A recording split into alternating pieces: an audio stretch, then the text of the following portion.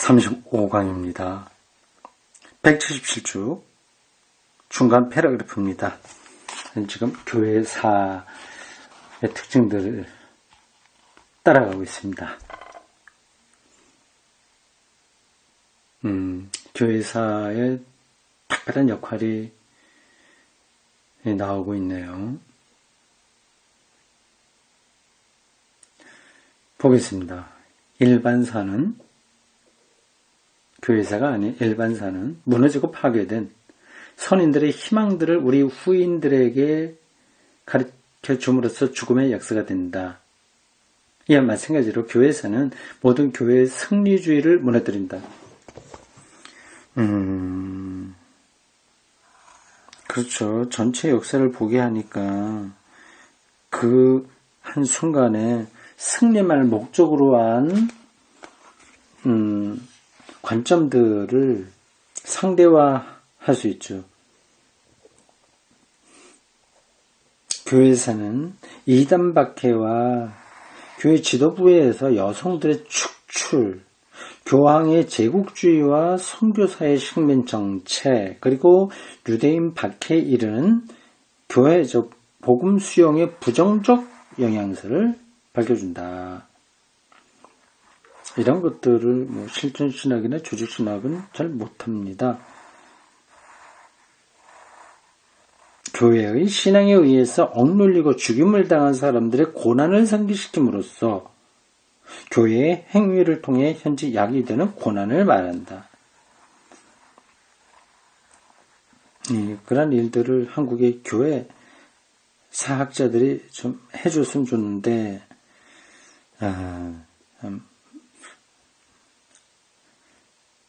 어렵죠. 교회사는 죽은 자들에게 매여 있으며 우리의 표상들과 희망들과 창조적 일들의 죽음을 상기시킨다.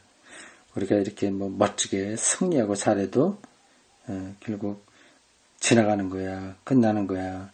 그걸 상기시키는 거죠.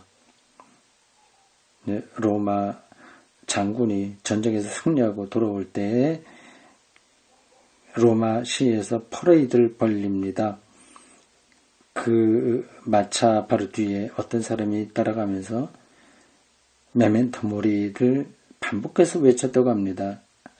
의식으로 들어가게 된 거예요. 이렇게 퍼레이드 벌리고 열광하면 자기가 신이 된 줄로 착각할 수 있으니까 죽음을 기억해라. 메멘토 모리. 이거를 들려준 겁니다. 이런 점에서 로마 사람들이 지혜롭긴 해요. 역사학자들, 교회 사가들이 그러한 역할을 하는 거네요. 이건 좀 새로운 시각입니다. 참 이 페타이어의 신학 접근 방식이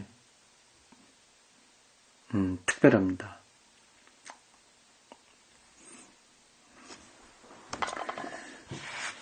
아주 더 근본을 이야기하고 있습니다. 교회사가 신학 분과의 이유를 신중하게 규정할 경우에 우선 교회사가 신학 학문적 이데올로기의 의미에서 신학 분과가 되지 않도록 해야 된다. 이데올로기로서는 잘못이라고 하는 거죠. 이데올로기는 어떤 것을 옹호하기 위해서 이론을 제시하는 거거든요. 있는 사실 그대로 짚어야 되는 거죠. 교회사는 신앙의 행위를 이 행위의 현실적 역사적 영향과 대조시킨다. 또한 교회사는 주제 선택, 평가 기준 그리고 주도적 관심을 다른 신학 분과들과도 추구하는 비판적 표준에 비추어 다시 말해서 십자가에 이르기까지 무력한 자들을 옹호하는 하나님의 행위에 비추어 조명해야 된다. 십자가에 이르기까지 무력한 자들을 옹호하는 하나님의 행위에 비추어 조명해야 된다. 십자가에 달린 자를 죽은 자 가운데서 불러일으키신 하나님, 옹호한다는 뜻입니다. 이런 표준 아래서 교회사의 대부분은 부르주아 이데올로기에 얽매인 것으로 그리고 교회 안에서도 지배층의 옹호로 밝혀진다. 잘 못한 거죠. 교회사. 그걸 이제 들춰내야 됩니다. 부끄러운 부분을 들춰내줘야 되죠. 교회의 사적 구성이 이러한 자신의 관심을 밝힐 때 비로소 신학적으로 책임 있는 행위에 방향 정립에 현실적으로 도움을 줄 수 있다. 그래야 교회사도 일반 역사, 과학과 나란히 특별한 분과로서 남을 충분한 권리를 갖게 된다. 이데올로기로서 교회를 옹호하는 것으로 끝나지 말고 오히려 현재 승리주의를 극복하고 이 순간도 다 지나간다는 사실을 확인시켜주는 역할을 해야 되죠. 그래야 필요한 특별한 분과로서 살아남을 수 있다고 하는 겁니다. 명제를 읽겠습니다. 명제요. 원칙적으로 다른 모든 역사 분과들이 교회사의 내용을 인지할 수 있다. 주류 신학자도 교회사의 내용을 알 수 있죠. 실제로 교회사는 자신의 대상 영역을 통해서 그리고 교회의 행위에 대한 행동 지향적 관심을 통해서 신학적 의미를 얻는다. 그러나 그렇게 하기 위해서는 교회사의 재구성은 그 재구성을 주도하는 신학적 규범에 대한 해명을 필요한다. 왜 그렇게 하는지를 설명하고 해야지 무조건 하면 안 된다. 그죠? 명제 7. 교회사는 실천적이고 체계적인 모든 환상에 맞서서 현실의 원리를 나타낸다. 교황 제일주의 이런 것들은 환상이죠. 교회사는 문화적 맥락에서 교리사를 재구성함으로써 시대 쭉 문화가 내려왔잖아요. 교리사를 재구성함으로써 교리주의를 깨뜨리고 주변 맥락하고의 관련성이 있어서 그 자체가 교리 자체가 목적이 되면 안 되는 거죠. 현재 갈등을 극복하기 위해서 치유하는 곳이라 한다. 치유. 참 대단한 역할입니다. 명제 8. 교회사는 교회의 행위에 의해서 억눌린 자들의 고난을 말하고 과거와 현재와 미래 모든 교회 행위의 유한성을 드러낸다. 억눌린 자들과 유한성을 해서 짚었습니다. 명제 9. 옛 복음과 새 복음의 영향사를 서로 구약과 신약이 어떻게 영향을 끼쳤는가 하는 것을 그 복음 안에 적어낸 의롭고 성실함에 자비로운 하나님의 행위의 표준에 비추어서 정의, 평화, 공의를 강물같이 흐르게 하라 이런 것들이지 않습니까? 가난한 자에 대한 위로 이런 말씀드렸죠. 그 표준이라고 하는 겁니다. 평가할 때 비로소 교회사는 고유한 의미에서 신학분과로 된다. 됐습니다. 네, 교회사였고요. 그 다음에 두 번째로는 성서학입니다. 성서학. 이것도 피터 이어는 역사적 신학으로 포함시켰습니다. 성서학, 구약과 신학 아니겠어요? 성서를 그렇게 포함시켰습니다. 왜 그랬나? 그 성서가 역사적 산물이기 때문에 그렇습니다.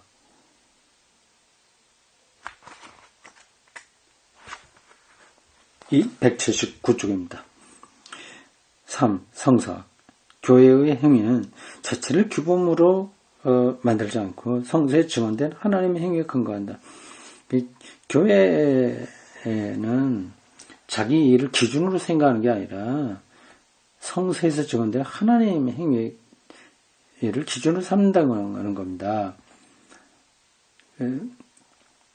명성교회가 이제 헌법교회 총회 예장 통합 총회 헌법을 어기면서까지 부재 세습을 해주지 않습니까? 근데 그런 것들이 바로 자체를 규범으로 하는 거예요. 교회를 살리기 위해서 이 길밖에 없다고 얘기하는데 교회가 규범이 아니라 하나님의 행위가 규범 아니겠습니까? 하나님의 행위는 그 어떤 것을 직접 명령하지 않고 그것을 살고 행하도록 말하도록 이끈다. 그러나 이스라엘 역사 안에서 그리고 예수 그리스도 안에서 하나님이 행동하신다는 것은 과거에도 그리고 오늘날에도 경험적으로 입증될 수 없다. 입증돼서 있다로 나올 것 같은데 없다고 하잖아요. 경험적으로는 입증될 수 없다.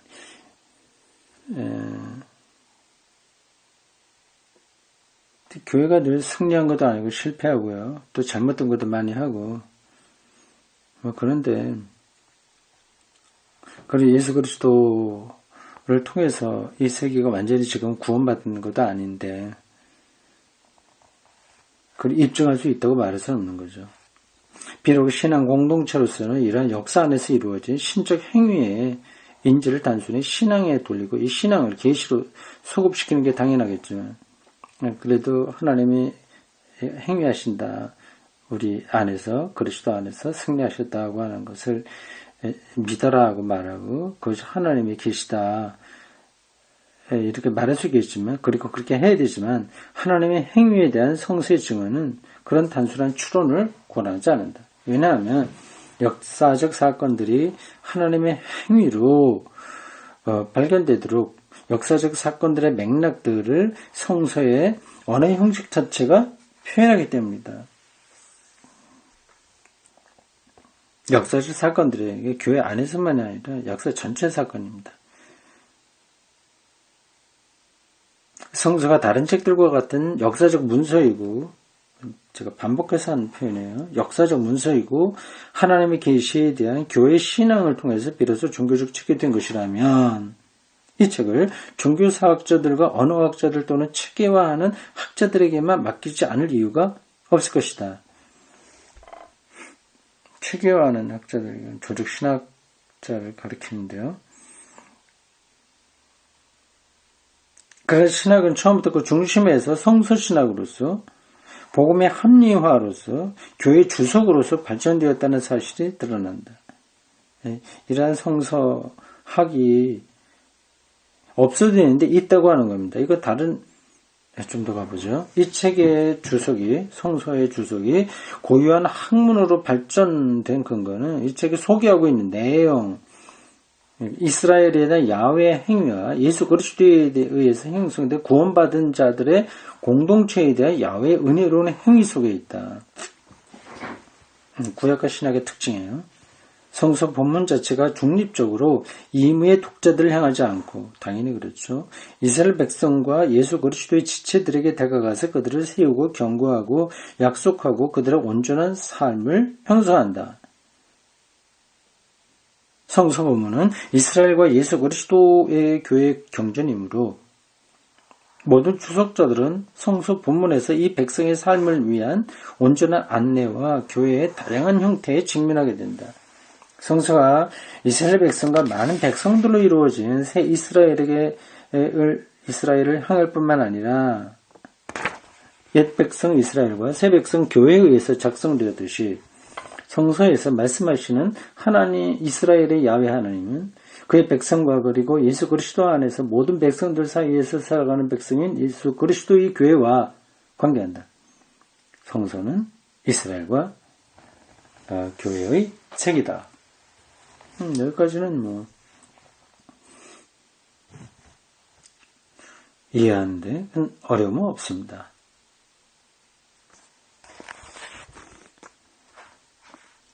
이것은 첫째로 구약 성서가 합법적으로 유대인들의 성서로 읽혀지고 인정된다는 것을 의미한다. 이미 강조했듯이 구약 성서는 신약 성서의 선구자, 약속, 전제만은 아니다. 뿌리가 거룩하면 그 가지들도 그러합니다. 그런데 몇몇 가지가 잘려나가고 그 대가 야생 올리브나무로서 그 가지들의 자리에 접목되어 올리브나무, 보통 우리 성경으로는 감람나무라고 되어 있습니다.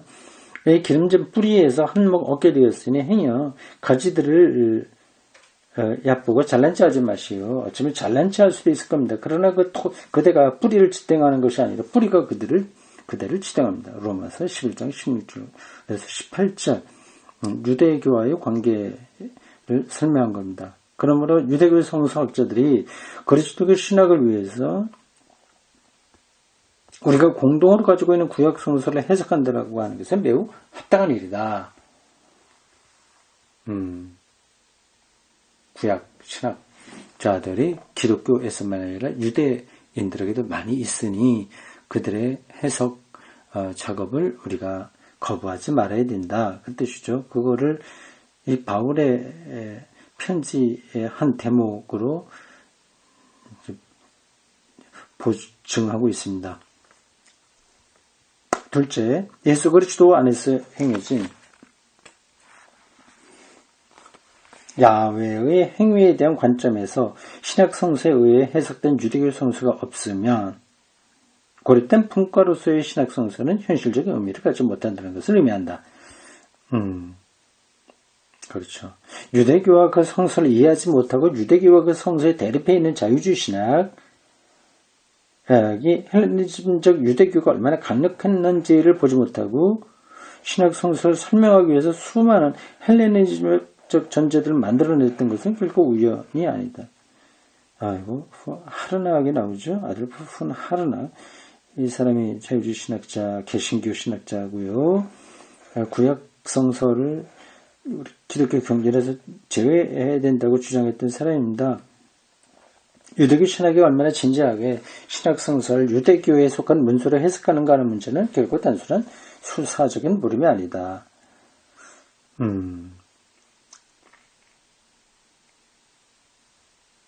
그렇군요.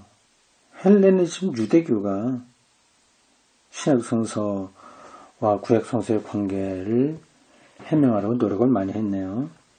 셋째, 그러나 여기서 문제가 시작된다. 교회의 성서는 유대교의 성서와 마찬가지로 성서 안에서 증언된 교회와 유대교의 신앙 없이는 해석될 수 없다. 신앙 없이는. 그러므로 성서에 증언된 신앙은 오늘날 교회가 당시에 증언으로 받아들이는 교직에 의해서, 이건 목사, 신부, 이런 교황, 이런 제도를 가리켜요. 의해서 확립된 해석과 등치될 수 없다. 그리스도교 이전 유대교의 성서에서 예수 자신의 성서 해석, 초기 교회 공동체의 성서 해석은 현대교회 해석과 마찬가지로 어느 사회의 보편적 철칙에 따라서 결국 같을 수가 없다. 그리고 구약 성서학과 신약 성서학은 역사의 학문으로서 성서가 당시에 지녔던 의미를 추구한다. 성서가 지녔던 당시의 의미예요. 그 당시. 그게 지금하고 똑같은 건 아니지 않습니까?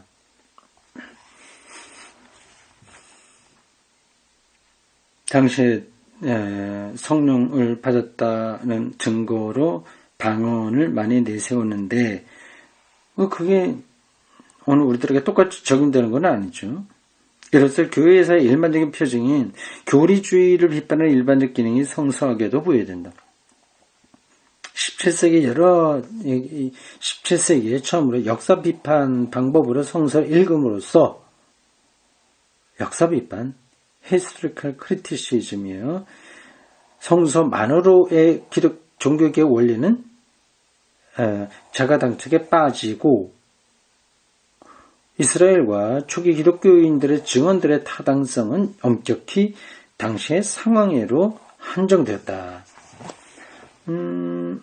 요거는 약간 오해가 있어 보입니다. 성서만으로라고 하는 게 역사 비판을 배제한다는 게 아니라 교황의 성서 해석권에 대한 저항이었거든요. 좋아요.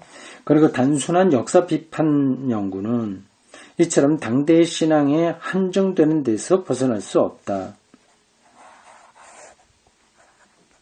그러나 교회가 나름으로 당시에 증언된 하나님의 행위의 표준 아래 있는 한 이 역사의 학문은 교회를 세워주는 성서 해석뿐만 아니라 교회를 비판하는 성서 해석을 위해서도 필요하다. 신학이 지나치게 세분되었다. 맞죠? 그래서 흔히 주류신학자들이 성서학의 성과들을 현대적으로 타당한 성서 해석과 비판적으로 관련시킴으로써 모두가 공동으로 감수하거나 조용히 피해야 할 교권의 지식을 자초하게 된다. 성서학의 귀를 좀 덜 기울인다. 그 얘기로 보입니다. 넷째, 현대의 신앙행위를 위한 성서학의 봉사는 성서학이 당시 본문을 가능한 재구성하고 원래의 성서 본문이 뭐였냐를 찾아나가고 당시의 시대사와 문헌사의 맥락 안에서 본문의 성립과 전승에 기초해서 본문의 문학적 의존수가 양식에 기초해서 아주 종합적으로 역사 문헌으로 연구한다는 거죠. 그리고 편집사의 기초에서 본문에 분석하는 데 있다. 전체를 그렇게 역사 비평이라고 합니다. 모든 말과 글의 사회적 행위로서만 충분하게 이해될 수 있으므로 이 연구를 위해서 사회 언어학의 분석 방법이 불가결하다고 하는 것은 자명하다. 그렇죠. 그 당시 죽은 자, 아니, 병든 자, 이렇게 고친다거나, 죽은 자 살린다고 하는 것이 다 그 당시의 사회 언어적, 범주 안에 있었던 거거든요. 그럼 지금하고 똑같이 반복되는 것으로 말하면 텍스트 성서학적으로 문제가 있는 거죠. 그러나 역사 비판적 주석은 본문을 번역하는 겉보기에 매우 단순해 보이는 과제를 수행하려고 할 때 한계에 이른다. 결국은 다 아는 건 아니니까요. 여기서 당시에 대한 모든 집착이 전혀 도움이 되지 않는다. 당시까지 우리가 직접 갈 수는 없어요. 번역은 과거의 언어인 히브리어와 그리스어를 주의해야 하는 게 아니라 독일어, 영어, 중국어 혹은 한국어로 옮겨야 된다. 진짜 한국어까지 나왔나? 원래 이 책에요? 아니면 이 번역자가 3개 넣었나? 피터 에어가 한국을 중요하게 생각을 했을까? 했을 수도 있죠. 한국의 그래도 교회가 이 동남아에서는 가장 번성한 나라니까요. 번역은 당시의 본문이 오늘 무엇을 말하는가, 오늘 어떤 언어가 그 과거의 본문과 상응하는가를 밝히려고 한다. 그렇죠. 성서학이 붙들고 있는 겁니다. 모든 신학 작업들 가운데 가장 어려운 작업은 역사적 지식 이상을 요구한다. 분리 문자가 여기에 해당하는 개념입니다. 문자를 아무리 그렇게 분석하고 당시의 문화, 사회학적인 배경을 다 한다고 하더라도 그것으로 그 당대의 그 언어를 통해서 말하려고 했었던 것을 다 아는 게 아니라고 하는 거죠. 번역 작업은 오늘 우리의 언어 세계의 지식을 요구한다. 모든 번역은 역사 연구의 구성적, 실용적, 이해관계적 성격을 지니고 있으므로 이런 건 잊어버려야 됩니다. 구성적, 실용적, 이해관계적 성격을 가지고 있으므로 맥락이 있다고 하는 거죠. 언어적 행위에 이러한 전제들에 대한 이데올로기 비판적 해명이 번역기술의 습득을 위해서 필요하다. 이데올로기를 비판하는 해명이라고 하는 거죠. 교황을 이렇게 정당화하기 위한 방식으로 베드로에게 주신 예수님의 말씀을 거기다 적용시키면 곤란하다는 거죠. 이제 베드로라고 부르겠다. 내 위에 교회를 세운다. 그러니까 베드로가 교회고 베드로의 이 계승자 교황이 바로 교회다. 이런 식은 안 되는 거죠. 그건 이데올로기가 되어버리는 그걸 비판적, 이데올로기 비판적 해명해야 된다는 겁니다. 성서학이 다른 모든 신학 분과에 관여함으로써만 성서학은 이스라엘과 예수 그리스도 안에서 모든 인간을 향한 야훼의 행위에 대한 유대교적 그리고 원시 교회적 증언들을 온전히 해석할 수 있다. 모든 신학이 교회적으로 해석된 성서에 근거하므로 소위 성서학은 온전한 신학을 이루는 성서학의 한 부분일 뿐이다. 소위 성서학들은 온전한 신학을 이루는 성서학의 한 부분일 뿐이다. 성서학들 왜 이렇게 표현했을까요? 그러나 그렇게 말한다고 해서 다른 학문이 성서 본문을 다룰 수 없다는 것은 아니다. 다만 성서를 다루는 학문은 성서의 내용의 측면에서 그 안에서 말씀하시는 하나님의 행위를 인정할 것인가 아니면 자신의 논증 맥락에 따라서 하나님에 대한 인간적 표상으로 설명하려 할 것인가를 스스로에게 물어야 된다. 당연히 전자가 옳다는 거겠죠. 그렇게 되면 그 학문은 조직신학과의 대화 속으로 들어간다.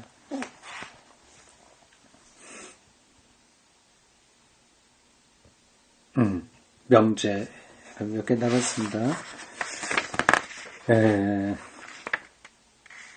명제시 유대교와 교회의 책인 성서를 주석할 때 모든 해석자는 이러한 신앙적 발견의 맥락 속에서 이해하려고 할 것인지, 아니면 그 안에 증언된 하나님의 행위를 학문적 논증에 의해서만 설명할 것인가 하는 물음 앞에 서게 된다.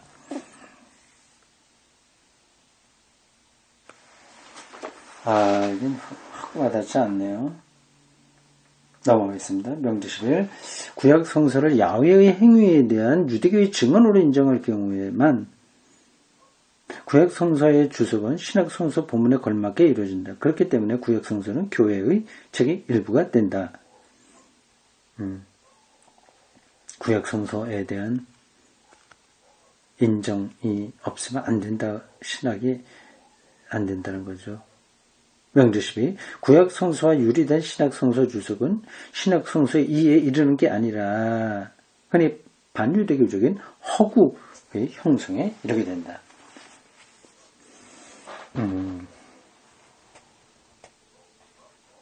구약과 신약의 아주 유기적 연관성을 강조하고 있는 겁니다. 명제 13. 역사 비판의 연구가 유대교와 원시교회의 당대적 신앙을 해석하는 한, 이 연구는 현대교회의 성서 해석을 위한 비판적 자극이 된다. 이제 오늘의 교회를 비판할 수 있다고 하는 거예요. 그러나 이 연구가 역사 비판적 주석에 한정될 경우에 성서 본문으로부터 현재적 계시의 능력을 빼앗게 된다. 단순히 그냥 역사 비판적 주석만 하게 되면 그는 옳지 않다. 그게 현대교회의 어떤 방향을 제시하는 근거가 되어야 된다. 그죠? 명제 14. 신학의 실천적 체계적 차원을 인지하지 못하면 성사학은 성서 본문을 현대인을 위해서 번역하고 해석할 수 없다. 다시 말해 분열된 분과적 연구활동 가운데서 더욱 분파적 연대가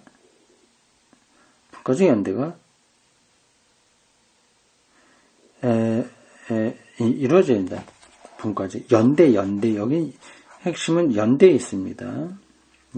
성사학이 교회 실천, 교회 안에서 벌어지는 모든 종교 행위들, 그리고 조직 교리를 세우는 일들, 그런 것하고 연대해야 된다.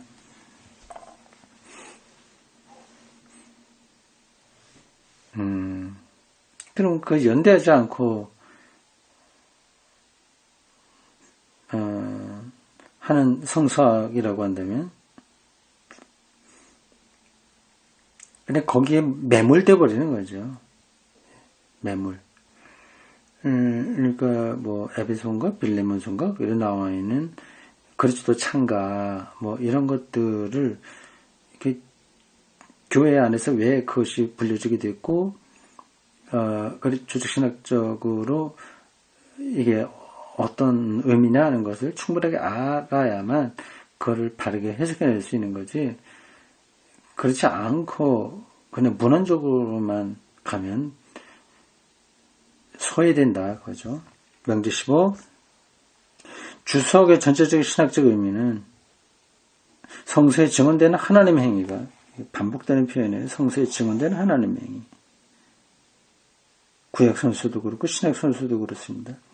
구약 성서 안에 증언된 하나님의 행위, 예수 그리스도 안에 증언된 하나님의 행위가 말하게 하는 데 있다. 행위가 말하도록 하는 거야. 하나님의 행위. 이런 증언에 의해서 하나님의 행위는 홀로 모든 민족들과 시대들에 자유롭게 관련된다. 주석은 모든 역사의 실용적, 구성적, 이해관계적 성격을 부각시킨다. 왜냐하면 주석은 신약 성서의 역사를 그 역사 안에서 이루어진 하나님의 행위와 대면시키기 때문이다. 신약 성서만 아니라 구약 성서까지 포함한 겁니다. 하나님의 행위와 대면시킨다.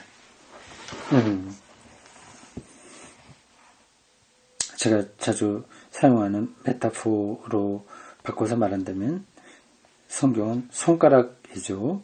하나님을 지칭하는 거거든요. 성서 안에 증언된 하나님의 행위에 행위가 있는 거거든요. 그걸 이해할 때도 있고 행위를 못할 때도 있어요. 그래서 그 한도 안에서 설명한 겁니다.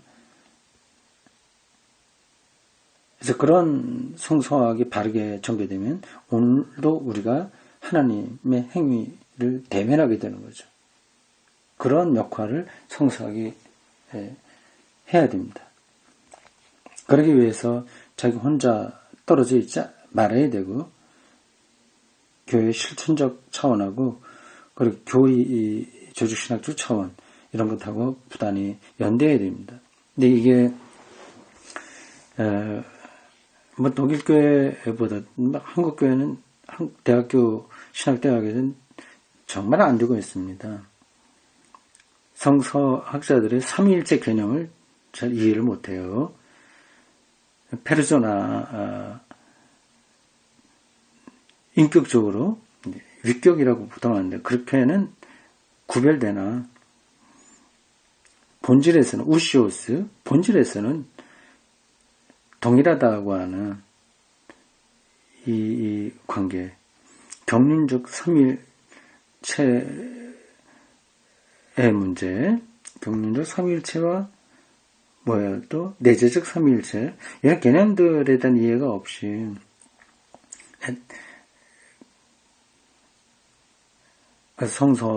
신학 성서의 몇 구절 이게 이렇다 저렇다 이렇게 해갖고는 좀 곤란한 거거든요. 마지막 명제 16 인상적인 겁니다. 모든 역사는 죽음을 상기시키지만 성서학은 죽은 자들로부터의 부활을 상기시킨다. 이게 참 멋진 표현이네요. 모든 역사는 죽음을 상기시키지만 역사를 보면 다 죽었으니까 모든 것들이 없어졌으니까 그걸 기억하게 되죠. 근데 성서학은 신학 성서에서 특별히 더 그 죽은 자들로부터 부활을 상기시킨다. 이렇게 정리를 했군요.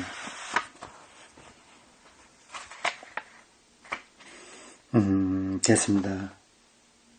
여기까지예요. 지금 역사적 신학을 얘기했죠. 이 세 가지 크게 보면 역사적 신학, 다음에 실천 신학, 다음에 조직 신학 이렇게 됐습니다. 이제 하나 있으니까 두 개가 남았습니다. 여기까지.